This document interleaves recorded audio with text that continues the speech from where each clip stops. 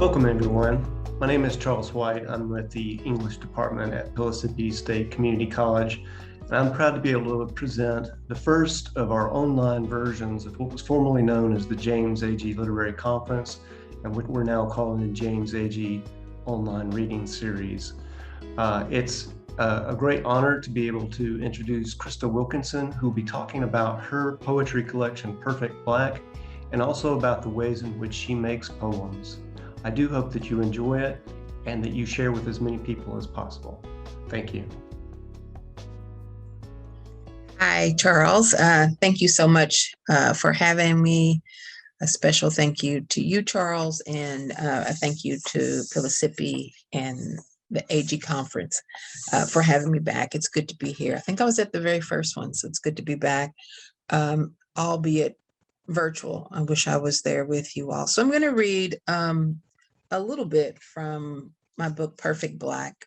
And Perfect Black is my first collection of poetry, even though I've written poetry for a very long time. So I'm going to read a few poems.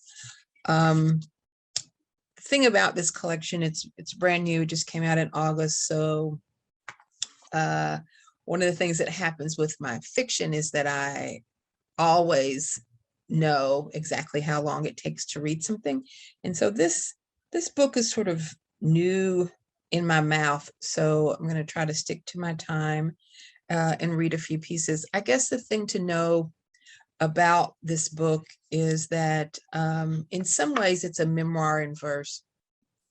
It is written very close to the bone of my own experience. And each of the poems, whether they are written or spoken, I mean, they're all written by me, of course, but whether or not there is a speaker of the poem, or whether the speaker of the poem is directly me, I think they all still say something about my experience and my upbringing. So I'm just going to start with the first poem. I will say that it's divided up into sections. There are 3 sections of the book, and the first section is primarily about girlhood, growing up in Appalachia and being Black in Appalachia.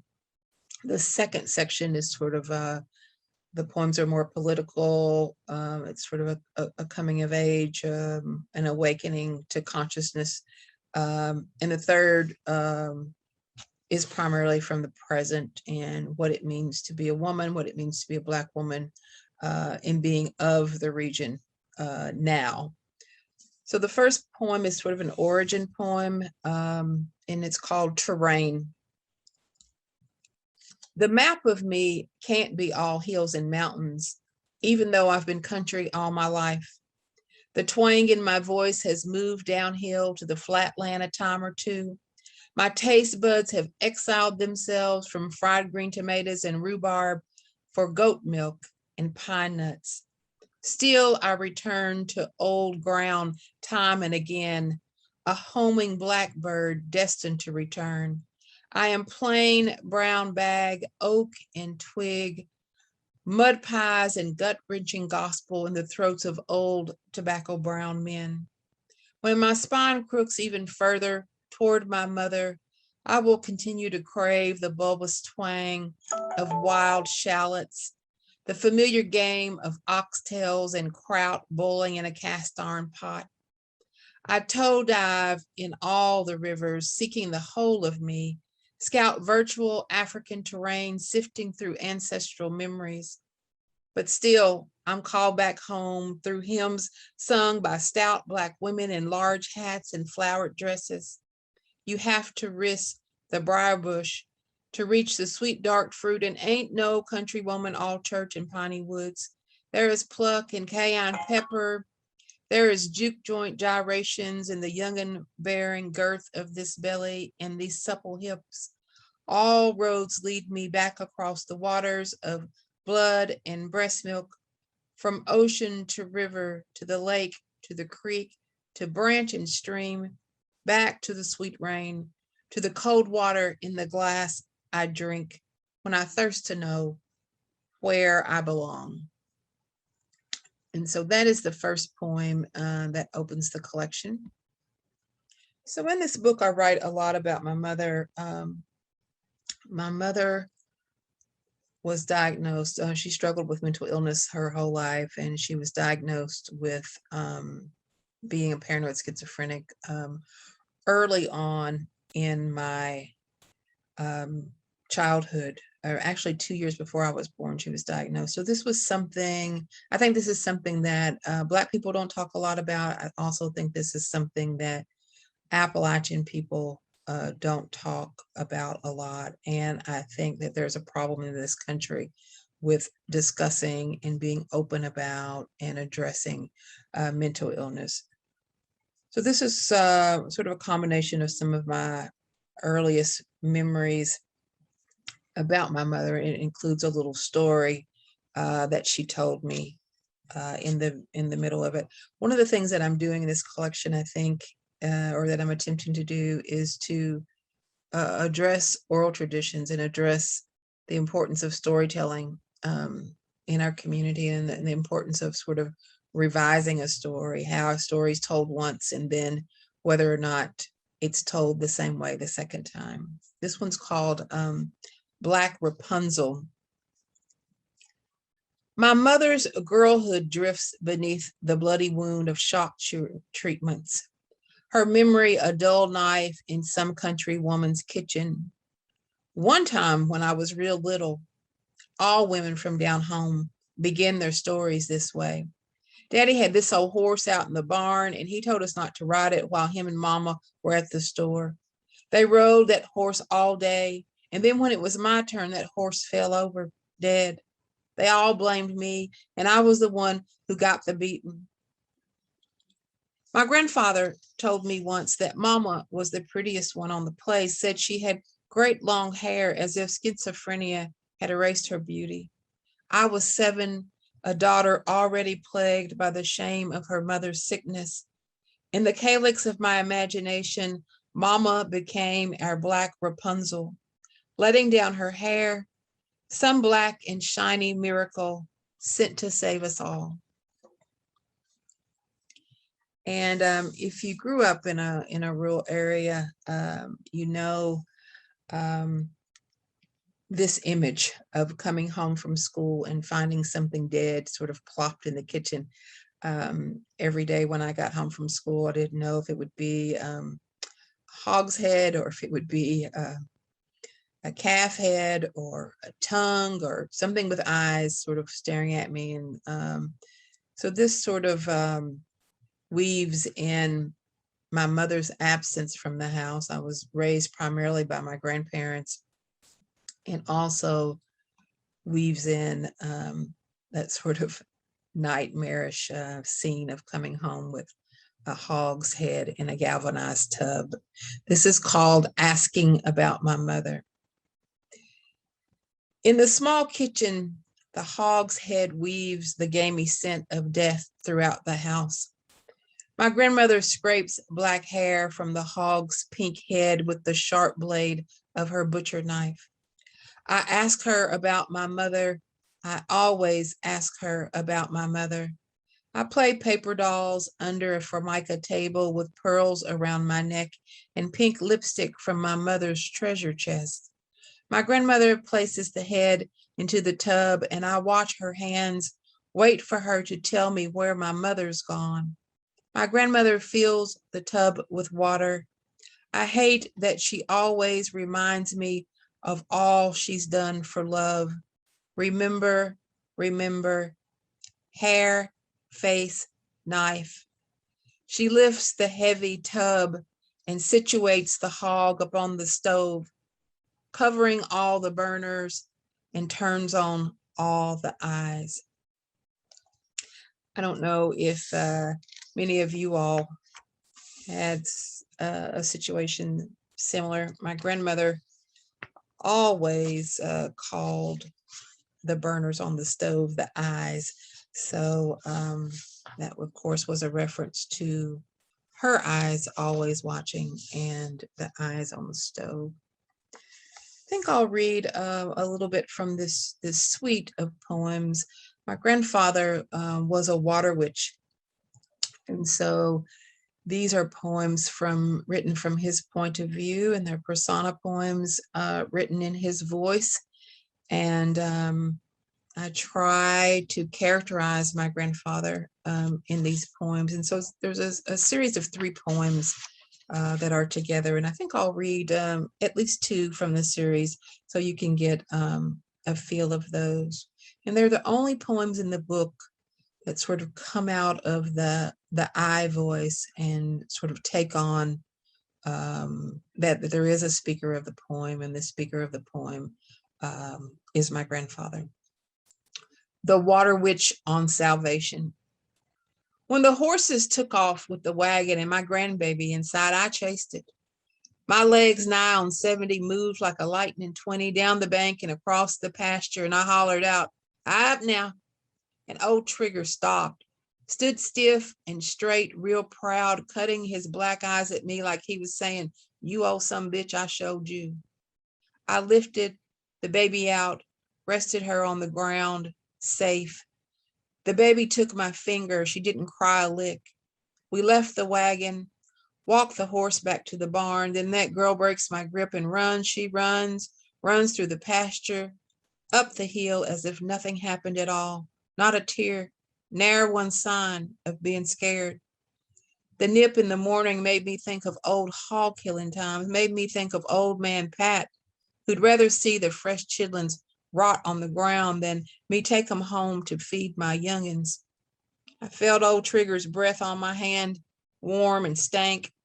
I pat his flank and we're back to being friends. The hurting in my knee comes back on me like a toothache. Made me wonder if any living thing ought to be tamed.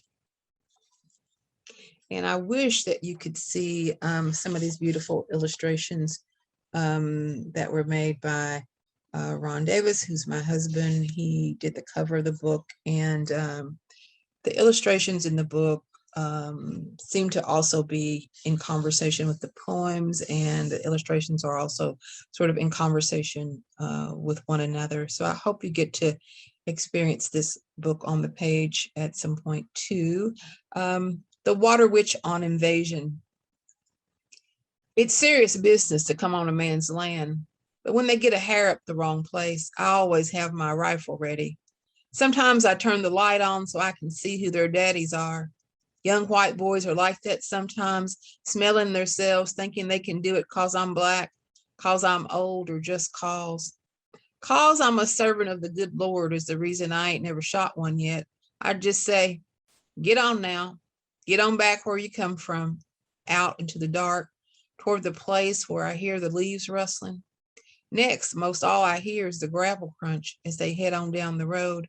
Sometimes they come closer still. That's when I poke that old 22 up toward the trees and let it rip 3 times.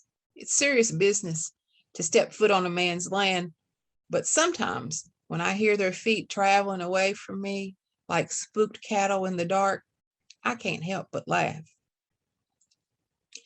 And then this last poem in this series, The Water Witch on Reading. My grandfather could not read. He had a 3rd grade education, but he was certainly a mathematician.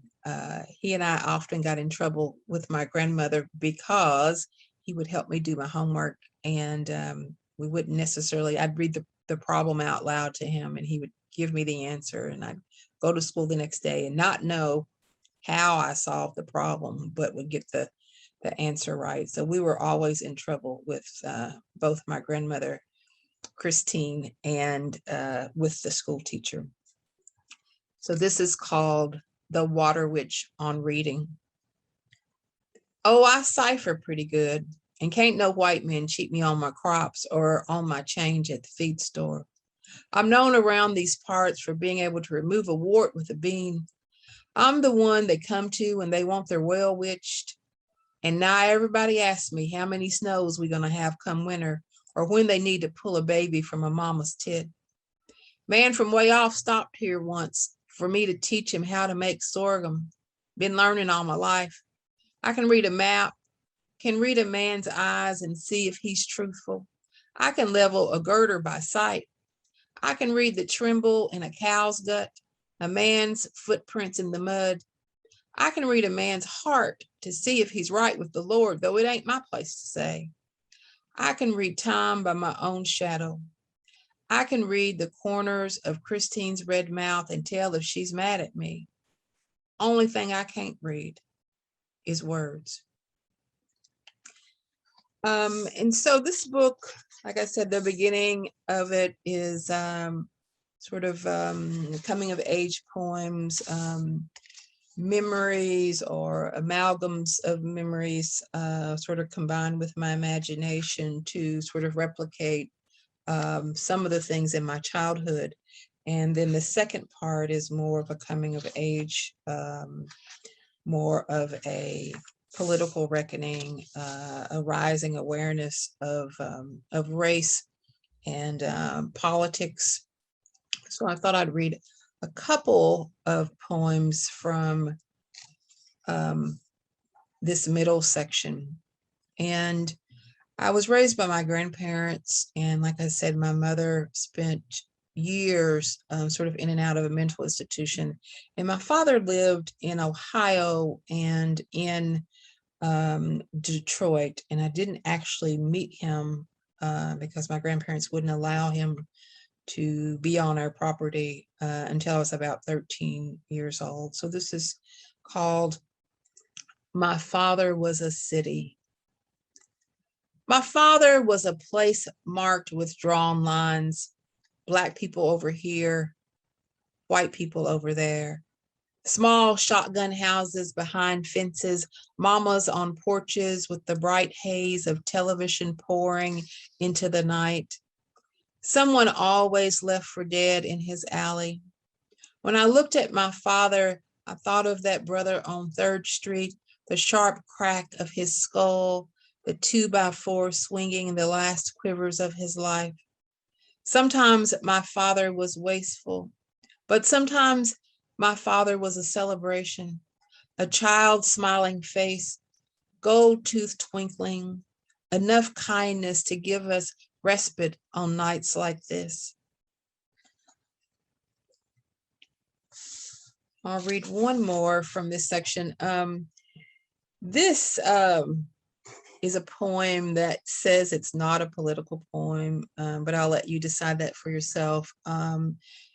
I am writing here about the occasion of being sort of away from my holler that I grew up in and being with cousins in Ohio when Richard Nixon was impeached and resigned. And this was sort of one of my first sort of burgeoning memories about politics, of somehow all of us kids were sort of cross-legged in front of the television too, watching his resignation. And it was sort of beyond the Vietnam War, which was on TV. This was sort of one of my first sort of recollections of something political big happening, and that I could watch it and sort of learn about it and be a part of it. August 9th, 1974. This is not a political poem. I'm just remembering how I was eating cheese, eggs, and toast when Richard Nixon resigned, how cousins gathered around the TV cross-legged on the floor, how I wasn't studying no president, how I was studying my cousin's friend Mark, tall Mark with the afro as big as the globe back home on Miss Rigney's desk. This is not a political poem because I was 12 and wearing lip gloss and hot pants, flowers in my hair, so many miles from my grandmother's reach that summer. This is not a political poem, but today I'm thinking about how we got here. I'm thinking about the woman I've become. This is not a political poem, but today I'm thinking about guns and rape culture and men who can't think beyond the power of their pricks. This is not a political poem, but I'm thinking about the swagger in the walk of a 15-year-old boy in Ohio and wondering what kind of man he became. I wonder if he had any children. I wonder if they are alive. And read one more from this section. me sort of close the reading up with one last poem.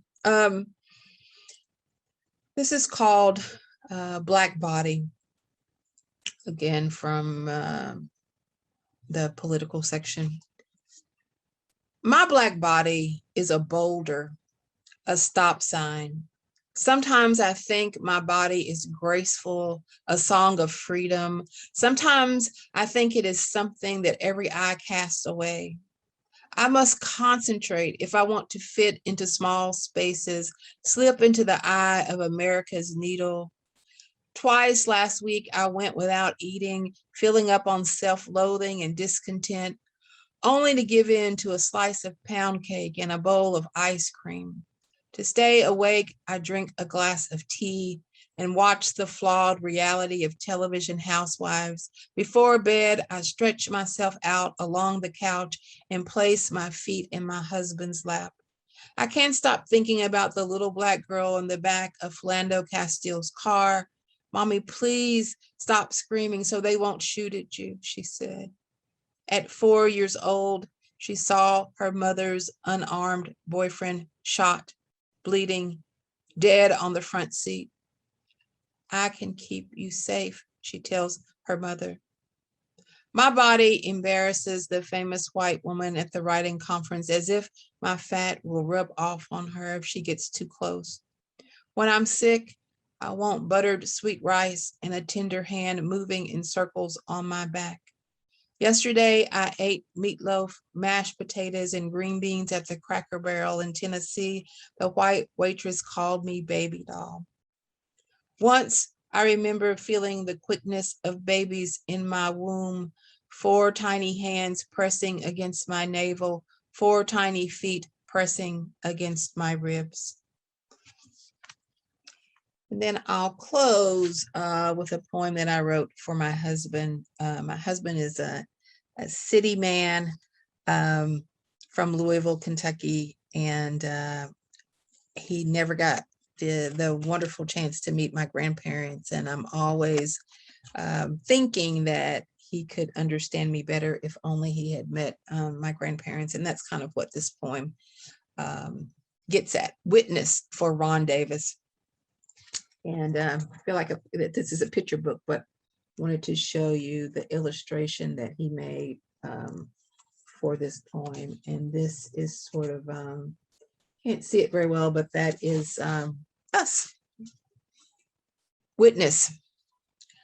I'm convinced that if you could have seen my grandmother standing in the doorway, waiting for him to come home from the fields, if you'd smelled that spectacular evening thick with sweat and felt the pulsing of the stars, if you'd borne witness to the animals' moans echoing in the holler that night, if you could have seen the hair rise up on Granddaddy's arm like that, like offerings to God when his elbow touched hers, if you could have seen her longing dissipate just a little as he came through the door smelling like a day's work, you should have seen them close enough to breathe the same air while not even touching.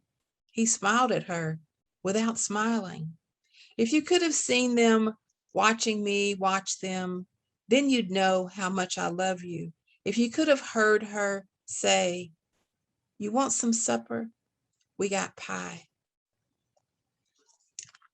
And so that are some excerpts from Perfect Black. And so because I am primarily a fiction writer and use storytelling as my primary mode of imagination, and this is actually my first collection of poetry, but I think many of the poems also involve characterization and involve storytelling techniques. I wanted to talk a little bit with you about characterization in poetry.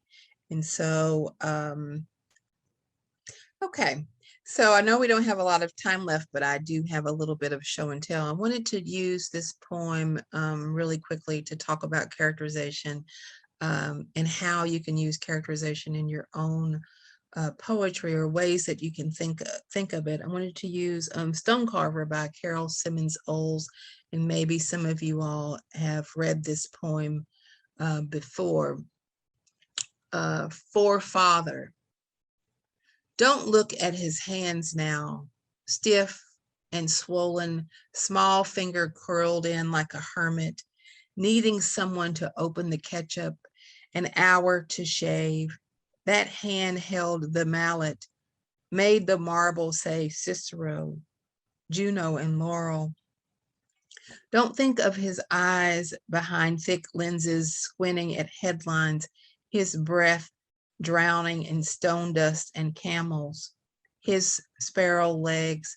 Think of the one who slid 3 floors down scaffolding ropes every lunchtime, who stood up to Donnelly, the foreman, for more time to take care. Keep him, the man in the photo, straight back on the park bench in Washington, holding hands with your mother. Keep his hands holding calipers, patterns, and pointer, bringing the mallet down, fair on the chisel. Your father's hands sweeping off dust. So I've taught this poem for a really long time, and it's still a poem that affects me greatly. And it's mainly because of the characterization that Carol Simmons Olds uses. In this poem, we're going to, it is the speaker of the poem, at least, is talking about her father. And there's a contrast that she has written between her father's old self, or his former self, and his current self. So there's sort of the father, the youthful father in here, the strong father that held the mallet, made the marble say Cicero, Juno, and Laurel, and the father who stood up to the foreman, and the man in the photo who was straight back on the park bench in Washington, holding hands with your mother. So there's this vision, this visual of the father being really strong, and the sort of physical work that he's done, in contrast to the father and his hands now stiff and swollen, small finger curled in like a hermit, needing someone to open the ketchup, an hour to shave. And so there's this physical contrast that Carol Simmons Olds has in this poem that yields itself to great characterization. So I think that characterization is something that we often miss in poetry, because we think of it as being associated with fiction. And one way that I do it in my book is through the voice and through some fictional storytelling techniques. But these are some questions, if I can go to these are some questions that I think you could ask in writing your own poem using a character. One is, who is the character? What's the character's desire? In the case of the Stonecarver, it seems to be the speaker of the poem's desire, their need, their sort of emotional need to sort of think about the father as he was in comparison to how the father is now. You can think about the image, the appearance that defines the character. Again, what seems to be happening in Stonecarver is she's using the image, the appearance of the father to contrast. What is the character's voice? Is the dialogue direct or indirect? In the Water Witch series, I try to capture my grandfather's voice, both in the telling of the poem as the speaker of the poem, and also when I use his voice directly, when he says, you know, you owe some bitch, I showed you. His voice is there. How does action define the character? In the Stonecarver poem, she has the actions of him needing an hour to shave, of a fragile man needing someone to help him open the ketchup, in contrast to this strong man with a mallet and doing all of this physical labor. And of course, the way that defines him is that he's aged, that he can no longer do those physically taxing things. How does thought define the character? In the stone carver, the speaker of the poem is also a character, because it's someone who's sort of longing for what their father was. You see that longing, and there's an urging by the speaker of the poem to say, you know, remember him as he was, remember him when he was strong. And that sort of extends out to you as a reader. And another question that I have here is, what's the character's conflict? Thinking about what is the conflict? And of course, in the stone carver, the conflict is absolutely what was then in the memory and what is now in the reality. There's a conflict within the character, and then there's the physicality of the conflict between the past and the present as far as what's going on with the father. One of the things that I tried to do in Perfect Black was establish a conflict with my grandfather and sort of the people that were around, and sort of the expectations of the society, like in the piece where I'm talking about him being so good at math, but him not being able to read. One of the things that our society sort of commands is that we know these things, right? That we know how to read, and that it's important. And what I'm saying there is that my grandfather as a rural person didn't particularly know these things, and I use that as a part of his characterization. But I don't paint him stereotypically like I think society would, or like society has painted Appalachian people who might be illiterate. His strength and his wisdom came in other ways. So I used the element of characterization in doing that. I have some an exercise for you if you're a writer. I'd like you to think about someone that you know who's undergone a drastic change, and write a poem that contrasts how they are now and how they used to be, and perhaps how you feel, or how the speaker of the poem feels about the changes in the person. And I'm not sure if I have time, but I wanted to close with one last poem that also I think speaks to storytelling and to characterization. What I tried to do in this book was sort of compare and contrast ideas of storytelling, and how a story could be told within, how you can make a narrative within a collection of poetry, and also sort of hybridity.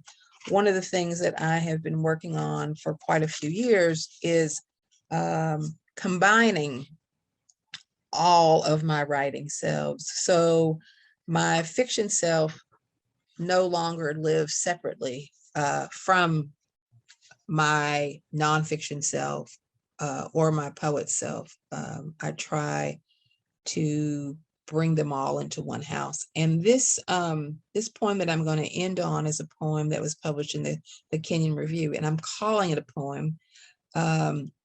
But this is a piece that I believe when they published it as flash fiction. It's been called a poem, and it will be anthologized in a collection of short essays that will be coming out next year. So it's called A Meditation on Grief, Things We Carry, Things We Remember. And I want you to just sort of listen for the characterization. And thank you all for coming. And I hope this has been helpful and that you enjoyed my work and what I had to say about characterization. If you want to be in touch and let me know what you wrote, you can find me on social media. I'd love to hear how your exercise came out. A Meditation on Grief, things we carry, things we remember. I remember this place where burdens wash away in the dark and mothers' dresses float like blossoms. A boy drowns, his head turned toward home, body facing the farmer's house where the girl who loves him sleeps. She is the farmer's daughter. They say she is the one who hit his head, the one who hoisted the rock, the one who watched his blood ooze out. This is the way you wash your clothes in the creek. This is the way you catch catfish in deep water. The mothers stand in water to their knees, their dresses wafting out like sheets on a line. On the creek bank, a child runs circles, catching the wind, and the mother's dresses float like blossoms. The mothers sing prayers for the boy's mother who looks out her kitchen window and cries. The circle of mothers in the water whisper a prayer for the girl who tells all who will listen that she loved the boy who died. Her mother stands in the backyard, her hand on the chopping hoe with tears streaming down her face. The fathers brood in the fields, walking slow as lepers, hearts and houses filled with grief. I almost drowned once. My grandmother's dress blossomed around her like a sail. She was my John boat in the creek. My mother stood on the shore, frozen with fear, my father's name mute on her tongue, his kiss spoiled fruit in her young sweet mouth. That dead boy's ghost haunts this place, dark water flowing like a deacon's robe. On nights spoiled with teenage trouble, I went to the creek and waited for the boy, hoping he would listen. Do you dream of the farmer's daughter? I asked. Are you sorry for what you've done? He didn't answer. They say he raped the girl, but I wasn't afraid of him. By then, I had been raped too and was becoming a dangerous woman. I waited for him and held court with the moon. I'm here, I said. Let's get this done. In this place where burdens washed away, I stood, my dress flowering, floating. I was drowning too. My face turned toward home, my black body facing my father's house where my mother cried for me. They say the boy was handsome, but I never saw him in the flesh. At night, the creek did scare me, its rush like a boy's whispered threat in a girl's ear. But here, the mothers are always standing with water to their knees, their dresses billowing out like sheets on a line, praying because there was always something roaring in those trees, teeth gnashing, fathers killing boys for the sake of their daughters, eyes always watching, eyes always glistening in the dark. Thank you, Charles, and thank you all for coming.